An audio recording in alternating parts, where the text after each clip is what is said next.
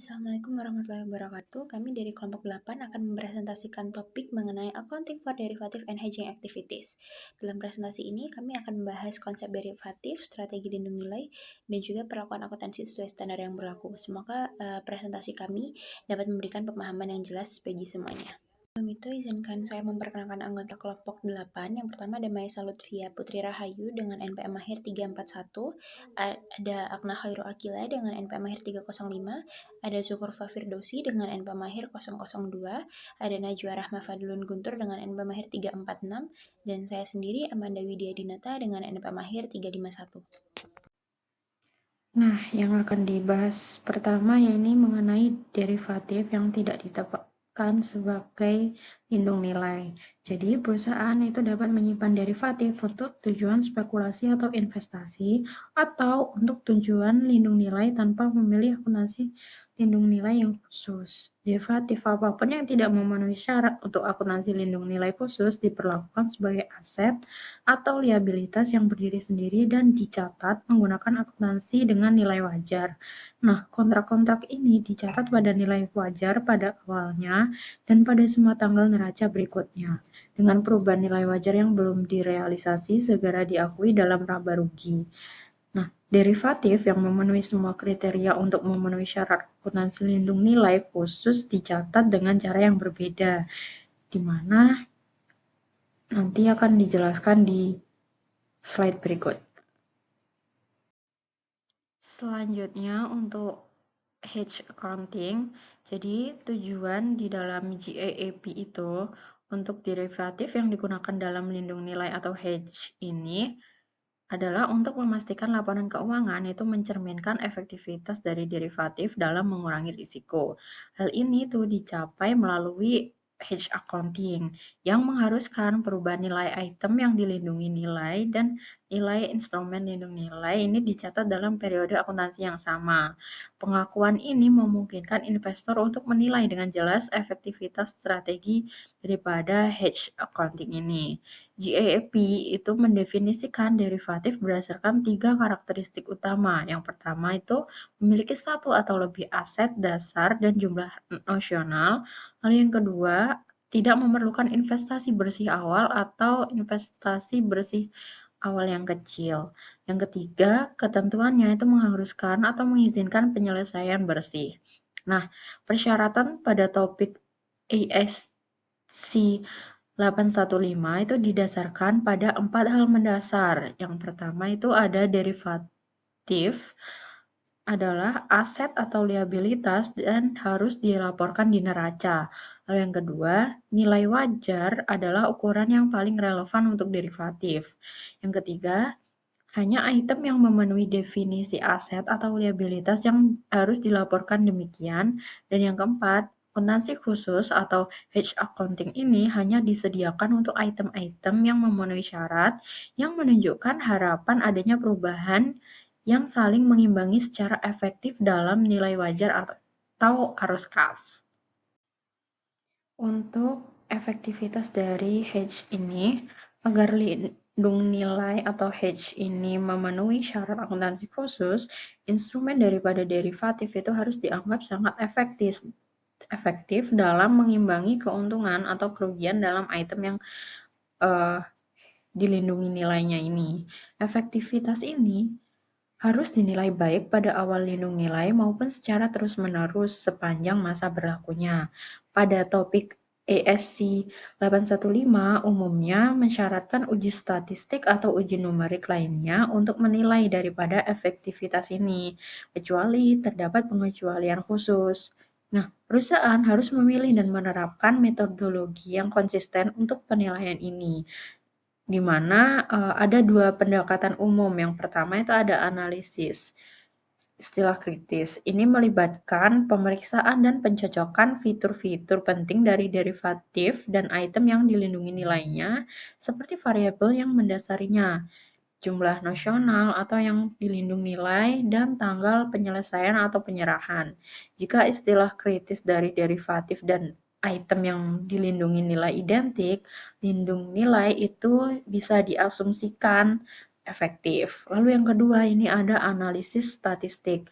Nah, pendekatan ini itu menggunakan uji numerik untuk secara formal menunjukkan efektivitas yang tinggi. Kemudian ada tipe daripada hedge accounting ini. Yang pertama itu ada fair value hedge accounting, di mana item yang dilindung nilai itu ada aset, liabilitas, juga komitmen perusahaan yang ada. Lalu untuk resikonya sendiri itu variabilitas nilai wajar item yang dilindung nilai. Nah, untuk treatment-nya, perlakuan akuntansinya, baik item yang dilindung nilai maupun derivatifnya itu dinilai berdasarkan nilai wajar, dan keuntungan atau kerugian yang dihasilkan itu segera diakui dalam laba rugi. Lalu yang kedua itu ada cash flow hedge accounting. Nah, untuk item yang dilindung nilai itu ada exposure terhadap variabilitas arus kas masa depan yang diharapkan. Ini tuh terkait dengan aset atau liabilitas yang diakui seperti instrumen dengan suku bunga variabel atau transaksi yang diperkirakan.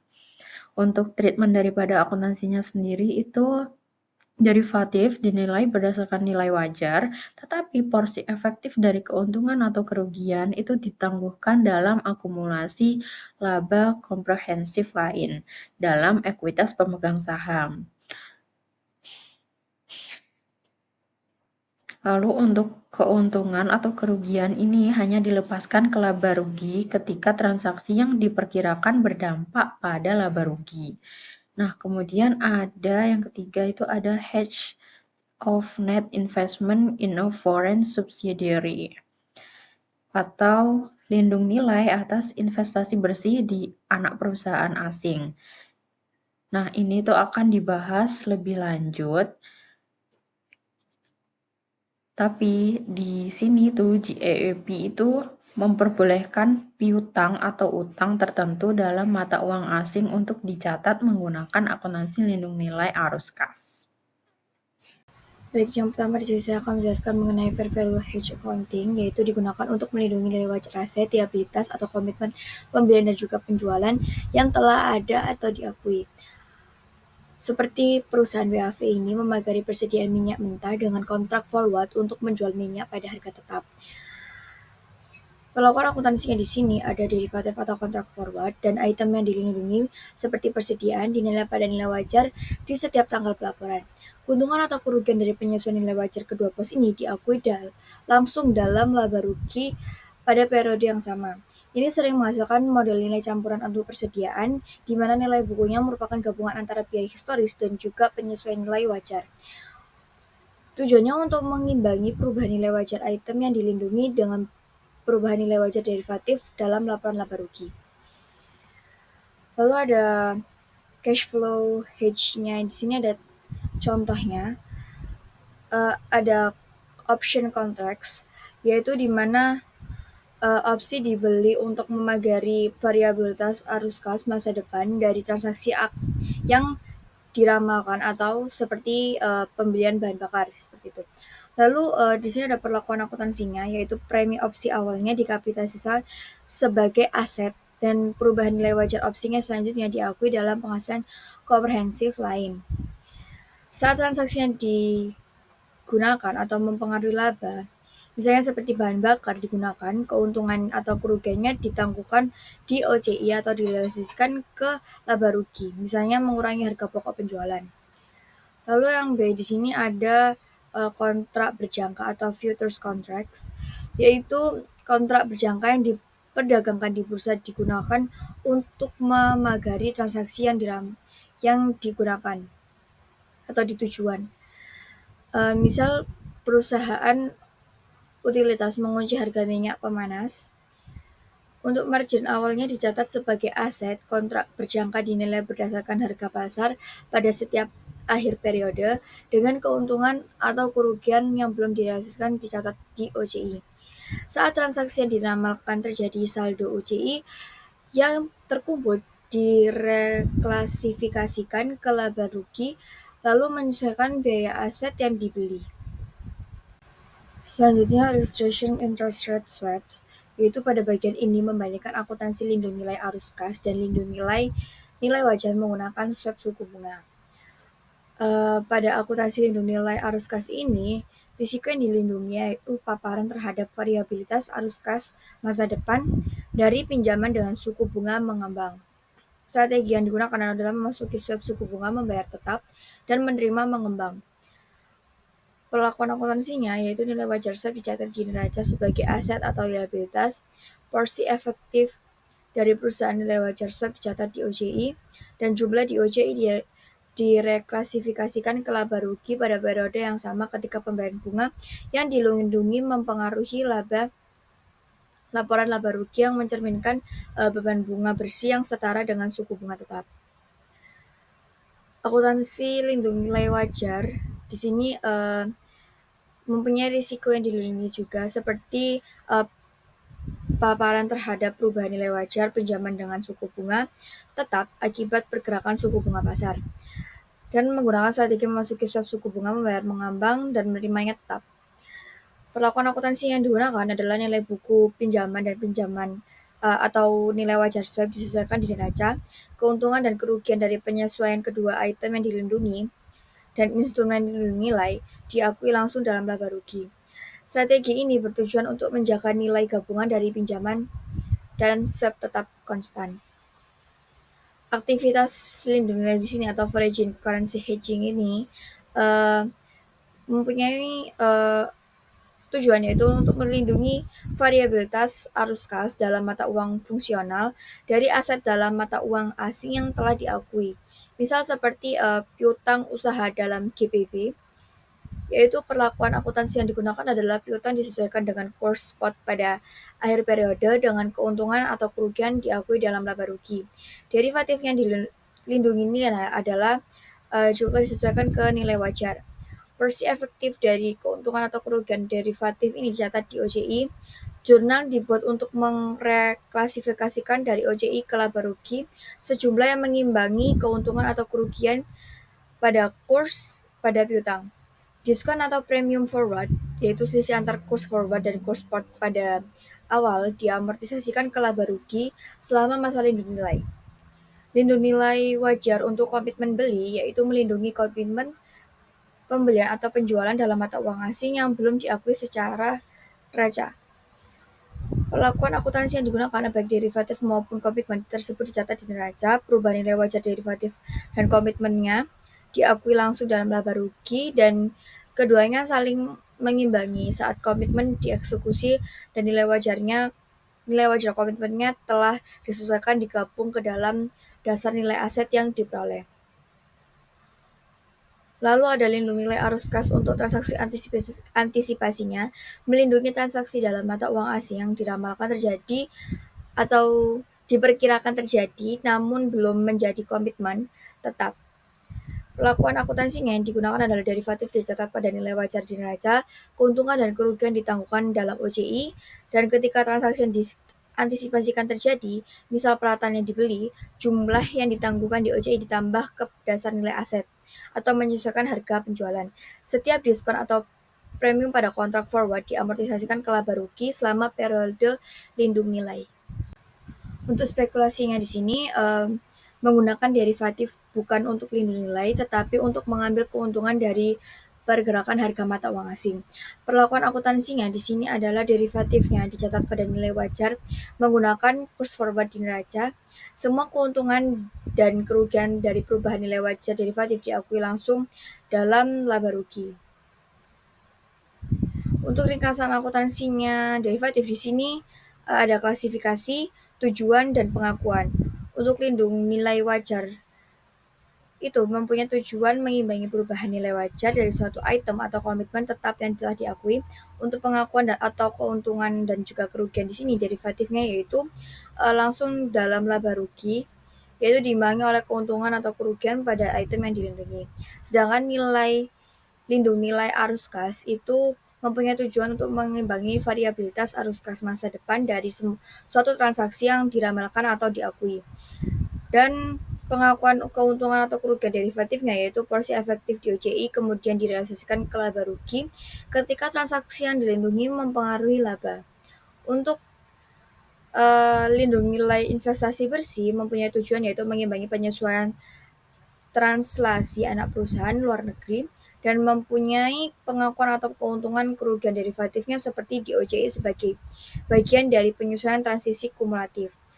Untuk spekulasinya itu mengambil untung dari pergerakan harga dan langsung dalam laba rugi.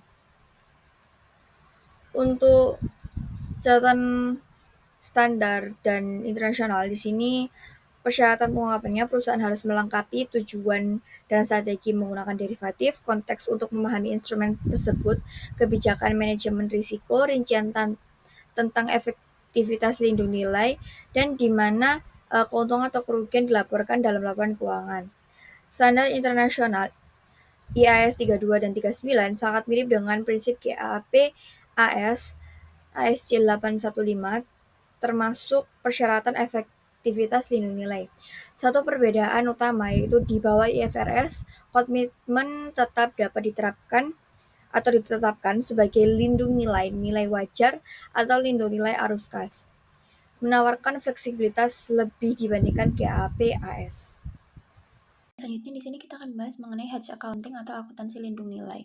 Ini tuh merupakan teknik akuntansi khusus yang digunakan perusahaan untuk mengelola risiko keuangan. Jadi ini tuh merupakan cara untuk mencocokkan pengakuan dampak dari instrumen lindung nilai seperti swap atau forward dengan dampak dari item yang dilindungi seperti pinjaman ataupun piutang. Nah, jenis lindung nilai yang dipilih itu biasanya sepenuhnya tergantung pada sumber risiko yang dihadapi oleh perusahaan. Nah, yang pertama di sini ada cash flow hedge atau lindung nilai arus kas.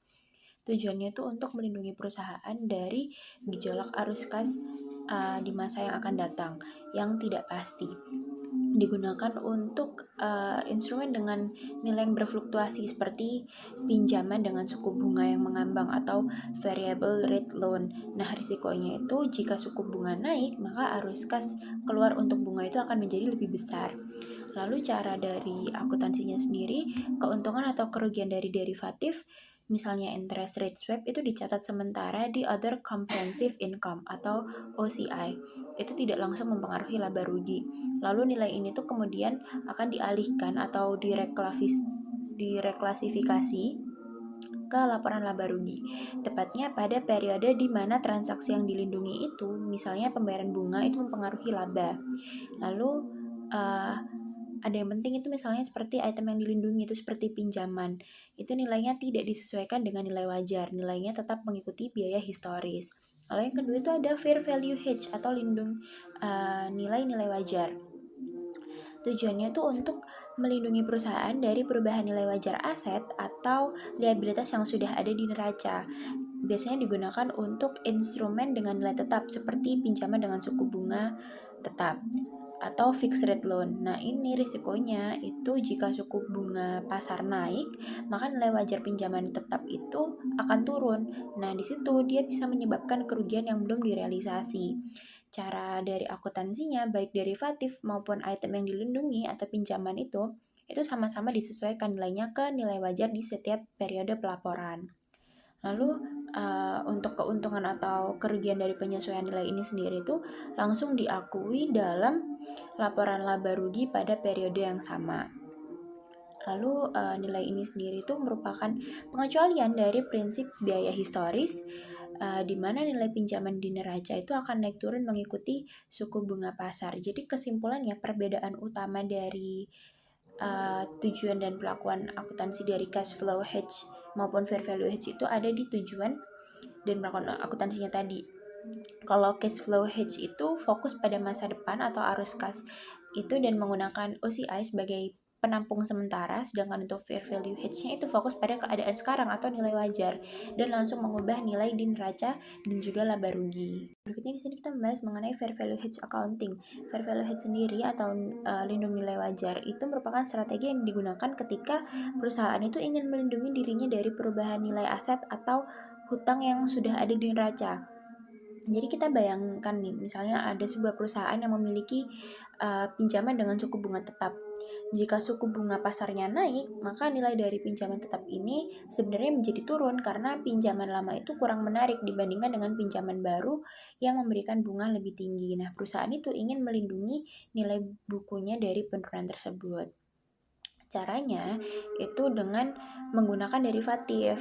Jadi dalam kasus ini sebuah interest rate swap dengan skema bayar mengambang terima tetap itu derivatif itu berfungsi seperti asuransi untuk nilai pinjaman. Cara kerjanya seperti apa? Cara kerjanya itu ketika suku bunga naik, nilai pinjaman tetap kita itu akan turun, tapi pada saat yang sama swap kita pegang justru menjadi lebih berharga karena kita berhak menerima pembayaran bunga tetap yang lebih tinggi daripada pasar. Begitupun sebaliknya. Jadi pergerakan nilai swap itu selalu berlawan arah dengan pergerakan nilai pinjaman. Dampak akuntansi yang paling penting dalam fair value hedge sendiri itu kita melakukan penyesuaian nilai secara simultan pada dua pos. Yang pertama itu nilai pinjaman di neraca itu disesuaikan untuk mencerminkan nilai wajarnya sehingga nilainya tuh bisa menjadi di atas seperti premium ataupun di bawah seperti diskon nilai nominalnya. Lalu yang kedua itu nilai swap, itu juga dicatat pada nilai wajar di neraca sebagai aset ataupun kewajiban. Dan yang utama itu selisih dari penyesuaian nilai ini, baik untuk pinjaman maupun swap itu langsung dibukukan ke laporan laba rugi. Lalu hasil yang diharapkan dari hal tersebut itu walaupun nilai pinjaman dan nilai swapnya naik turun, dampaknya di laba rugi itu akan saling meniadakan. Jadi kerugian karena penurunan nilai pinjaman itu akan diimbangi oleh keuntungan dari kenaikan nilai swap ataupun sebaliknya. Tujuannya untuk menstabilkan ekuitas secara keseluruhan karena volatilitas nilai itu dicatat sekaligus dan saling menghilangkan laporan di laba rugi. Maka itu merupakan pengecualian besar dari prinsip akuntansi biasa di mana uang biasanya itu tidak ditata ulang nilainya di setiap periode. Nah, berikutnya ada foreign currency derivative and hedging activities. Jadi ini tuh merupakan lindung nilai mata uang asing yang dimana itu digunakan perusahaan untuk melindungi diri dari risiko fluktuasi nilai tukar mata uang asing yang dapat mempengaruhi arus kas mereka, khususnya dari aset ataupun kewajiban dalam mata uang asing yang sudah ada seperti piutang atau receivable ataupun utang atau payable dalam valuta asing. Supaya dapat menggunakan metode akuntansi, cash flow hedge untuk transaksi ini syaratnya itu bisa dibilang cukup ketat. Yang pertama ada kontrak derivatif, itu biasanya forward contract itu harus benar-benar menghilangkan semua variabilitas arus kasnya. Artinya hasil akhir kasnya itu harus pasti. Lalu syarat-syarat pokok dalam kontrak derivatif itu misalnya seperti tanggal penyelesaian, jenis mata uang, dan juga jumlahnya. Itu harus sangat tepat mencocoki item yang dilindungi. Misalnya jika kita punya piutang 100.000 yang jatuh tempo di tanggal 31 Maret, maka kontrak forwardnya juga harus untuk menjual 100.000 dengan jatuh tempo di tanggal 31 Maret. Mekanisme akuntansinya itu terdiri dari 4 langkah. Yang pertama yaitu penyesuaian nilai item yang dilindungi. Misalnya piutang. Di setiap akhir periode, piutang dalam mata uang asing ini tuh disesuaikan nilainya menggunakan kurs spot atau kurs tengah yang berlaku. Selisih penyesuaiannya atau gain or loss-nya itu langsung dicatat di laporan laba rugi. Lalu untuk penilaian instrumen atau lindung nilainya, misalnya contract forward, itu juga disesuaikan ke nilai wajarnya. Namun, keuntungan atau kerugian dari penyesuaian ini tuh untuk sementara dicatat di other comprehensive income atau OCI tadi. Tidak langsung mempengaruhi laba rugi. Lalu ada reklasifikasi dari OCI ke laba rugi. Itu untuk menciptakan efek lindung nilai yang sempurna di laporan laba ruginya. Sejumlah nilai yang sama persis dengan keuntungan atau kerugian dari piutang tadi itu dipindahkan atau direklasifikasi dari OCI ke laba rugi. Nah, hasilnya itu dampak bersih dari fluktuasi kurs terhadap laba rugi menjadi 0, lalu keuntungan dari satu sisi itu membatalkan kerugian dari sisi lain ataupun sebaliknya. Lalu yang keempat itu pengakuan biaya lindung nilai. Jadi tidak ada perlindungan yang gratis. Biayanya itu terlihat dari selisih antara kurs forward yang disepakati dengan kurs spot pada saat kontrak dibuat. Nah, selisih ini itu disebut premium ataupun diskon. Diamortisasi secara sistematis ke dalam laba rugi selama masa kontrak. Nah, ini tuh merupakan pengakuan biaya yang harus dikeluarkan perusahaan untuk mendapatkan kepastian arus kas di masa mendatang. Jadi secara sederhana, logikanya tuh seperti kita menukar ketidakpastian nilai tukar dengan sebuah biaya yang pasti. Oke, jadi selanjutnya ada cash flow hedge. accounts receivable and forward contract. Nah, kasusnya ini saya ambil dari Win Company. Jadi, Win Company memiliki piutang 100.000 dan piutang disesuaikan ke nilai wajar pada 31 Desember 2016 yaitu 166.000, nilai wajar kontrak forward 1.683 sebagai liabilitas, saldo OCI kredit 118, offset itu dari offset gain dan amortisasi diskonto. Total amortisasi diskontonya yaitu 1.200 dan dampak perubahan kurs pada piutang di offset melalui OCI yaitu biaya hedge diamortisasi. Jadi selanjutnya fair value hedge foreign currency receivable. Contohnya saya mengambil dari US Oil. Jadi penjualan ke Jepang 15 juta yen itu yang dicatat sebagai spot rate atau kontrak forward memakai forward rate. Terus kerugian hedge awal 150, penyesuaian di 30 Desember yaitu rugi 30 piutang dan untung 14.585 forward. Saat settlement muncul kerugian selisih kurs tambahan dan hasil akhir pendapatan 112.500 dan biaya hedge 150. Nah, selanjutnya ada hedge of foreign currency firm commitment. Jadi contohnya yaitu American Stores berkomitmen membeli 60.000 CAD dan kontrak forward pada 0,725 dan komitmen ini belum diakui sebagai aset atau liabilitas. Pada 31 Desember mengalami kerugian 900 forward di offset oleh gain 900 komitmen. Saat settlement mereka rugi 1.800 di offset oleh gain 1.800 dan persediaan dicatat sebesar 43.500 dan hedge menstabilkan biaya dengan mengoffset dampak perubahan kurs. Baik, di sini selanjutnya saya akan membahas mengenai cash flow hedge untuk transaksi yang diperkirakan terjadi di masa depan, khususnya terkait komitmen pembelian dalam mata uang asing. Cash flow hedge sendiri ini tuh digunakan untuk melindungi arus kas masa depan dari risiko perubahan kurs. Jadi setiap keuntungan atau kerugian dari instrumen lindung nilai belum langsung masuk ke laba rugi, tetapi dicatat terlebih dahulu di OCI sampai transaksi yang direncanakan benar-benar terjadi. Kemudian pada contoh di slide ini itu WinCorp melakukan lindung nilai terhadap rencana pembelian peralatan menggunakan kontrak forward di akhir tahun.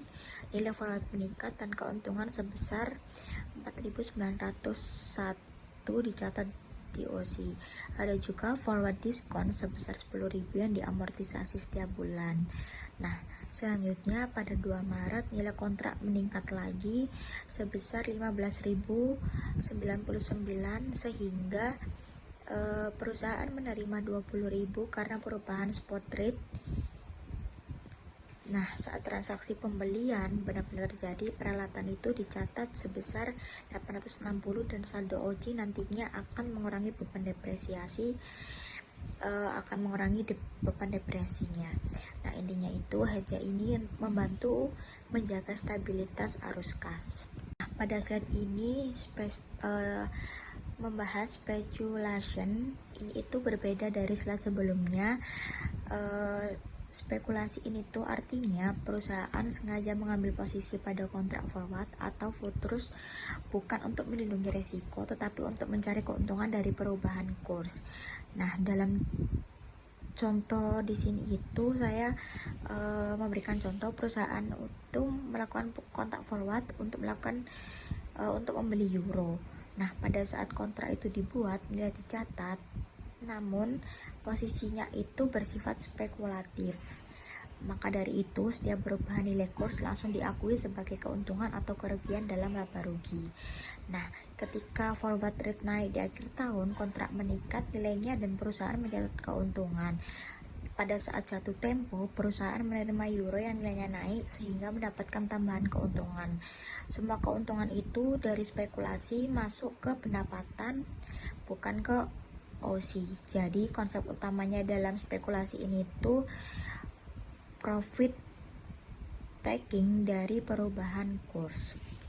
Selanjutnya pada slide ini merupakan derivatif accounting summaries, yang dimana slide ini itu merangkum jenis-jenis derivatif dan bagaimana perlakuan akuntansinya. Dalam tabel ini ada 5 kategori. Yang pertama ada spekulasi, hedge atas aset atau liabilitas, hedge atas firm commitment, hedge atas transaksi yang diantisipasi, dan hedge atas investasi bersih di entitas luar negeri. Nah, perbedaan utamanya ini tuh terletak pada satu, tujuan penggunaan derivatif ini tuh apakah untuk spekulasi atau untuk melindungi risiko tertentu, dan yang kedua ada pengakuan keuntungan atau kerugian, apakah diakui di laba rugi secara langsung atau ditanggungkan ke OSI, dan yang terakhir ada dampak terhadap item yang dilindungi, ada yang langsung mempengaruhi nilai aset liabilitas, ada yang mempengaruhi biaya transaksi, dan ada juga yang baru direalisasi setelah transaksi terjadi. Nah, slide ini itu memudahkan kita untuk melihat gambaran besar bagaimana perlakuan akuntansi derivatif berbeda dengan tujuan penggunanya. Di sini ada footnote disclosure requirements, yang dimana apa saja pengungkapan atau disclosure yang harus disampaikan perusahaan terkait derivatif dan hedging. Nah, perusahaan ini tuh perlu menjelaskan strategi manajemen risiko, bagaimana efektivitas hasil dinilai, serta keuntungan dan kerugian yang terjadi baik untuk fair value hedge maupun cash flow. Selain itu, perusahaan juga harus mengungkapkan jika ada saldo OSI yang suatu saat akan direklasifikasi ke laba rugi. Lalu, bagian kedua ini menjelaskan standar nasional yang digunakan, yaitu IAS 32 dan IAS 39. IAS 32 sendiri itu mengatur klasifikasi instrumen keuangan sebagai aset, liabilitas atau ekuitas, serta kebutuhan pengungkapan. Nah, kalau IAS 39 sendiri itu memberi panduan terkait pengakuan dan pengukuran derivatif, termasuk persyaratan dokumentasi dan uji efektivitas. Meskipun IFRS dan US GAAP memiliki banyak kesamaan, terdapat perbedaan perlakuan utama untuk firm commitment. Secara keseluruhan, kedua standar ini itu mendekati konvergensi. Sekian presentasi dari kelompok kami. Bila ada salah kata mohon dimaafkan. Wassalamualaikum warahmatullahi wabarakatuh.